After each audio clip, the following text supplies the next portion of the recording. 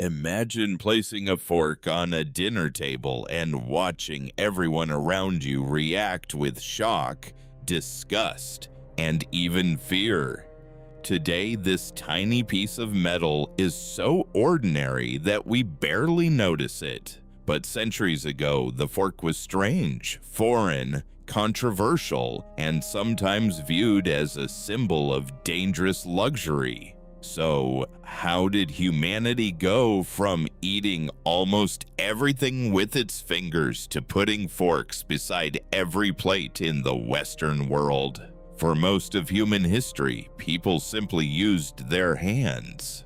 Ancient civilizations had knives and spoons, of course, and large two-pronged forks existed for cooking and serving meat. But bringing a tiny personal fork to your mouth was another matter entirely. Even wealthy Romans usually ate many foods with their fingers. The story becomes far more interesting in the Byzantine Empire. Wealthy Byzantine nobles were familiar with small eating forks long before they became normal in Western Europe. Then, around the beginning of the 11th century, a Byzantine noblewoman arrived in Venice and brought her luxurious dining habits with her. At an extravagant banquet, while everyone else used their hands, she reportedly ate with a small golden fork. Imagine the scene. Greasy fingers reached across the table while this foreign aristocrat delicately lifted pieces of food without touching them.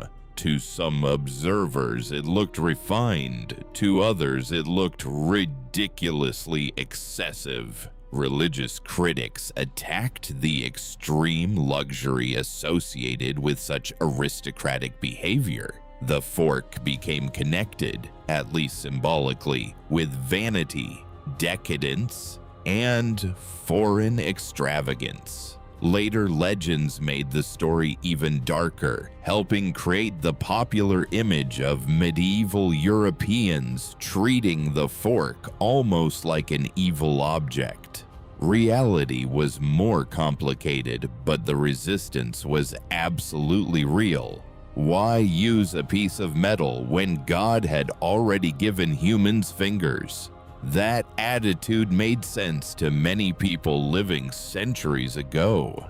A person using a personal fork could appear arrogant, overly delicate, or suspiciously foreign. Men could even be mocked for using one because the habit seemed too fashionable or feminine. But Italy slowly changed everything. Through trade with the Byzantine world and the wealthy culture of cities like Venice, forks gradually became more familiar among the elite. Renaissance craftsmen created beautiful utensils from silver and gold, and wealthy Italians began using them at sophisticated banquets. Then there was pasta. Long, slippery noodles were difficult to eat elegantly with fingers. A small fork made the job far easier, especially as designs evolved. 2 prongs became 3, and eventually 4. The familiar modern fork was beginning to take shape. From Italy, the fashion spread slowly across Europe. French aristocrats adopted forks, but in England, the utensil was still mocked for years. Travelers returning from Italy could be laughed at for their strange foreign habit of eating with metal prongs instead of perfectly good fingers. Yet fashion is powerful. What once looked ridiculous eventually became sophisticated. Royal courts created increasingly complicated rules of etiquette. Tables gained specialized knives, spoons, plates, glasses, and forks.